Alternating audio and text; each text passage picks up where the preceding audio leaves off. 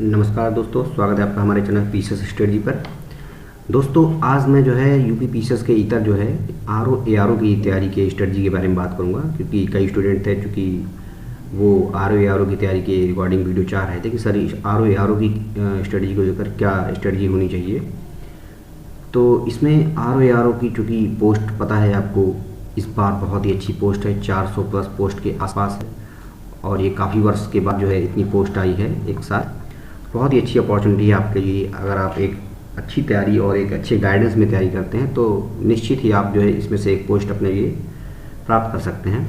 But उसके लिए आपको एक अच्छी रणनीति आपकी होनी बहुत ही ज़्यादा ज़रूरी है। जब आपकी रणनीति अच्छी होगी तो आप निश्चित ही आप जो है एक सीट जरूर प्राप्त कर पाएंगे। चूँकि अभी तक मैंने यूपी पीसीएस के रिगार्डिंग सारा वीडियो बनाया हुआ था, आरओ का स्पेशल कोई वीडियो नहीं था, तो ये वीडियो ओनली जो है आरओ के जो है स्ट्रेटजी पर बेस्ड होगा।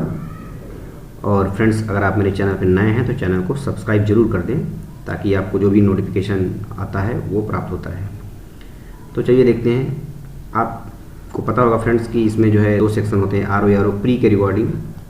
अगर मैं बात करूं, आपको पता होगा कि इसका प्री जो होने वाला है वो आई थिंक दिसंबर के एंड में होगा। 22 दिसंबर के आसपास इसका पेपर है आरओ का, और पीसीएस का 27 अक्टूबर को है। तो बहुत ज़्यादा अंतर नहीं है इन दोनों के बीच में। तो कहीं ना कहीं जितने भी स्टूडेंट होंगे वो मुझे लगता है कि दोनों का एग्ज़ाम पक्का जो है फॉर्म भरे हुए होंगे, आरओ का भी और पीसीएस प्री का भी।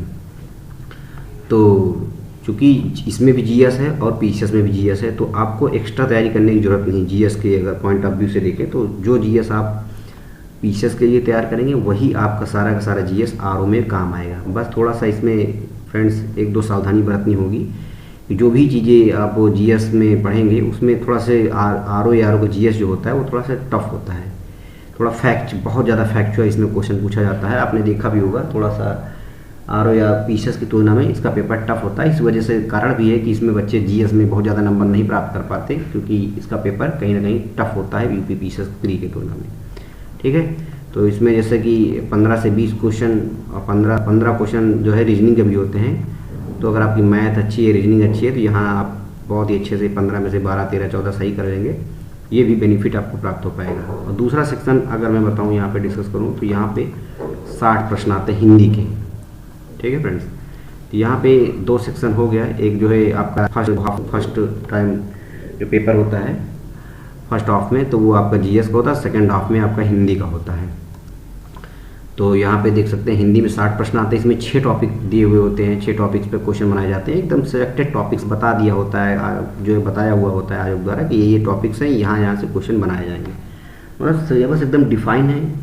तो अगर हम कास्ट बेनिफिट रेशियो की बात करें कि किस पे कितना टाइम दिया जाए, तो जो मेरा मानना है फ्रेंड्स, मैंने चूँकि 2 बार समीक्षा अधिकारी का भी मेंस दिया हुआ और मेरे अच्छे नंबर भी रहे हैं।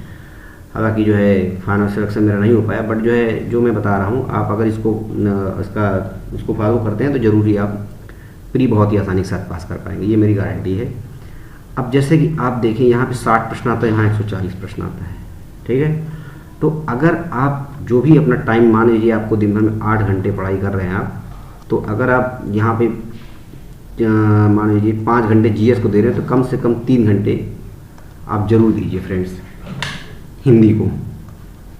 2, 3, 4 महीना 3 घंटे हिंदी को जरूर दीजिए। इससे होगा ये, क्योंकि हिंदी का जो पेपर होता है फ्रेंड्स, ये बहुत इजी होता है और बहुत ही मतलब कि आप कह सकते हैं कि कम टाइम में आप ज़्यादा इसमें नंबर प्राप्त कर सकते हैं। बहुत ही कम पढ़ना होता है, क्योंकि पता है कि हिंदी में 5 पेज पढ़ना, यही से क्वेश्चन आना है, ये फ़ायदा हो। जीएस तो फ्रेंड्स आपको पता है अथाह सागर है, कितना भी आप पढ़ लेंगे कभी कह ही नहीं सकते कि मेरा कॉन्फिडेंस इसमें आ गया है।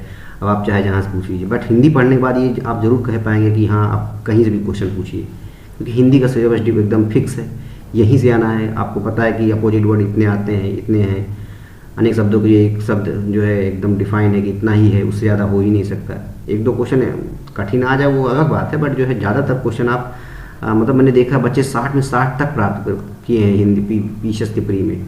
58, 57 तो मतलब नॉर्मल जो बच्चे अच्छे से मेहनत करते हैं बहुत ही आसानी से प्राप्त कर सकते हैं। ठीक है, तो आप अपना जो टाइम है वो हिंदी को ज़्यादा अच्छे से करेंगे, क्योंकि अगर आपका हिंदी अच्छा हो गया तो आप जीएस में अगर आपने 70 भी सही किया हुआ है, काट कूट के अगर आपका 70 भी आ जा रहा है, और यहाँ से अगर आपने 55 सही कर दिया हुआ फ्रेंड्स। तो आप देख सकते हैं 5 7 पर 12, 125 क्वेश्चन आप बहुत ही आसानी से सही कर पाएंगे। और 125 आई थिंक 400 सीट में बहुत ही सेफ होगा। जनरल की मैं बात कर रहा हूँ, जनरल कैटेगरी का जो भी बच्चा है वो आसानी से सेव कर सकता है, मतलब वो सेफ रहेगा इतने नंबर में। तो इस तरीके से आप जो है अपनी स्ट्रेटजी को बनाएंगे कि आपको कम से कम हिंदी में 55 करना है ही करना है, मतलब 55 से कम सोचना भी नहीं। अगर आप नहीं सोचेंगे, क्योंकि अगर जीएस यहाँ जनरली टफ होता है फ्रेंड, यहाँ पे अगर आप 80 प्राप्त कर रहे हैं तो आप बहुत ही अच्छी आपकी जीएस की तैयारी होगी, 80-90 तभी आप प्राप्त कर पाएंगे। कि इसका पेपर थोड़ा टफ होता है, आपने देखा भी होगा जो भी पेपर जो आउट हो गया था, तो जो मार्च के आसपास पेपर हुआ था आर ओ का प्री का, तो आपने देखा होगा कितना अच्छा पेपर था उसका, मतलब तो उसी तरीके के पेपर आएंगे।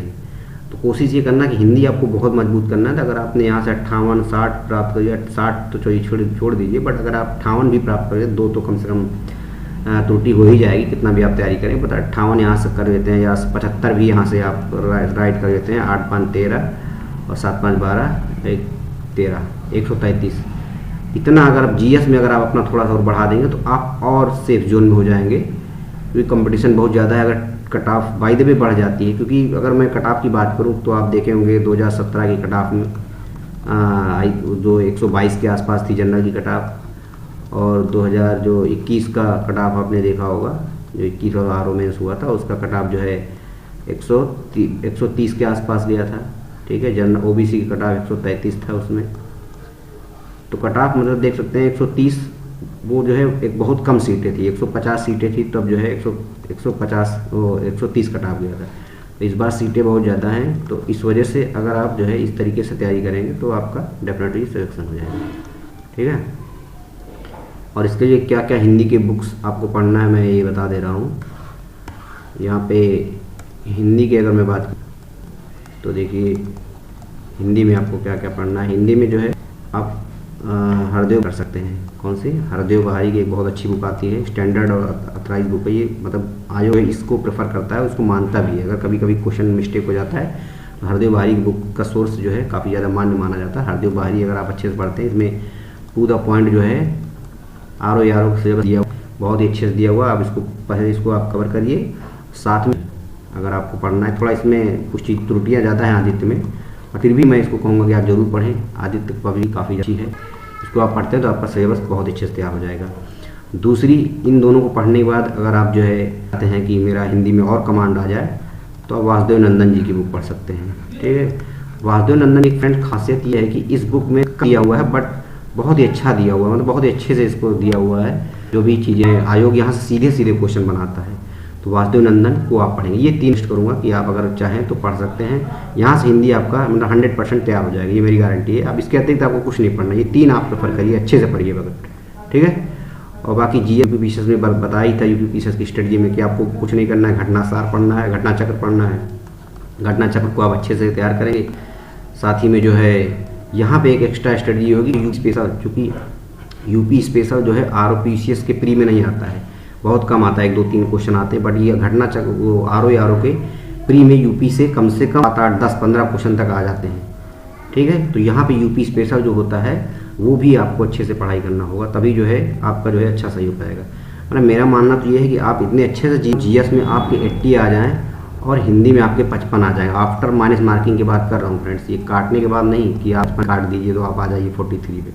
इतना कम से कम आप सही करें। टारगेट ये बनाएंगे तो कम से कम 5-6 क्वेश्चन नंबर नीचे आएगा, बट टारगेट कम का बनाएंगे तो आप और नीचे चले जाएंगे। टारगेट अच्छा बनाइए, 55 हिंदी में हर हाल में मुझे सही करना है और 80 जीएस में कम से कम। ठीक है, ये हो गया आपका 8 5 13 135। अगर इतना 135 आपका सही है सब कुछ काट के, तो मतलब आप कोई भी आपको दिक्कत नहीं होगी मेंस की तैयारी करने में। जो बाद में डिबेट होता है कि कितना कट ऑफ जाएगा, आप उस संशय में नहीं रहेंगे, तो आपकी मेंस की तैयारी भी अच्छे से हो जाएगी।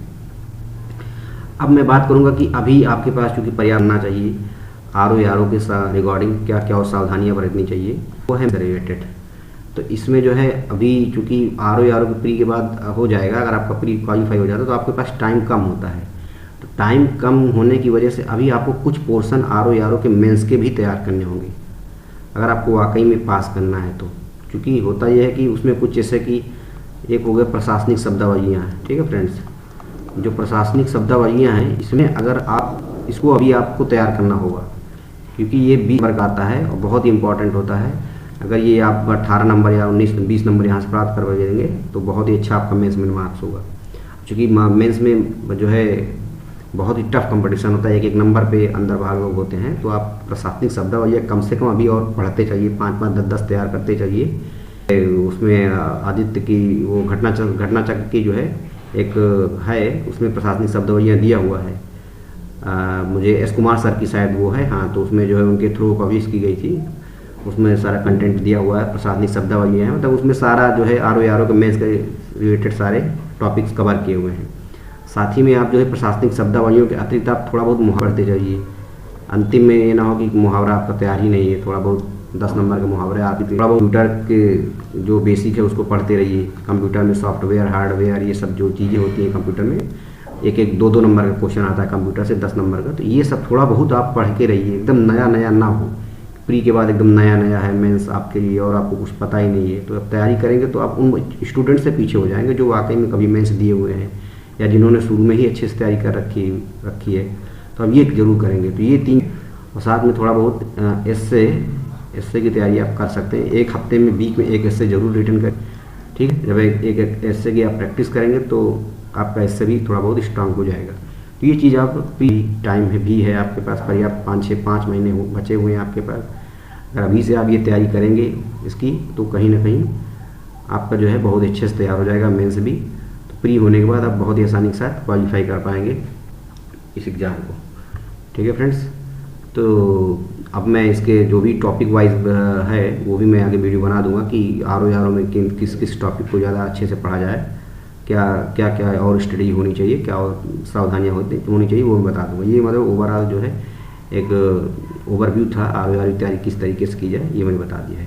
हाँ, अभी आप जो है बस जो PUP पीसीएस की तैयारी कर रहे हैं उसी में आपका पूरा GS कवर हो जाएगा। आपको एक्स्ट्रा कुछ पढ़ने की जरूरत नहीं है, बस आपको एक्स्ट्रा हिंदी ने बता दिया। आप हिंदी को धीरे धीरे करके जो 6 टॉपिक से क्वेश्चन आते हैं उसको अच्छे से पढ़िए, इससे आपका पूरा हिंदी कवर हो जाएगा। तो इस तरीके से आप जो है ना केवल UP पीसीएस की भी तैयारी करेंगे एक कॉम्प्रहेंसिव वे में, साथ ही साथ आपका आर ओ भी कवर होता जाएगा। तो अभी आप UP पीसीएस की तैयारी करेंगे, जब UP पीसीएस हो जाएगा तो अगर आपको लगता है कि आपका मेंस हो रहा है तो आप उसी के अकॉर्डिंग अपना स्ट्रेटजी बनाएंगे कि किस तरीके से मेंस भी तैयार किया जाए। क्योंकि पेपर तो देना ही है तो स्ट्रेटजी तो आपको बनाना ही पड़ेगा दोनों का, ठीक है। तो फ्रेंड्स, अगर आपने मेरे चैनल पर नए हैं तो चैनल को सब्सक्राइब कर दीजिए। Okay, thank you.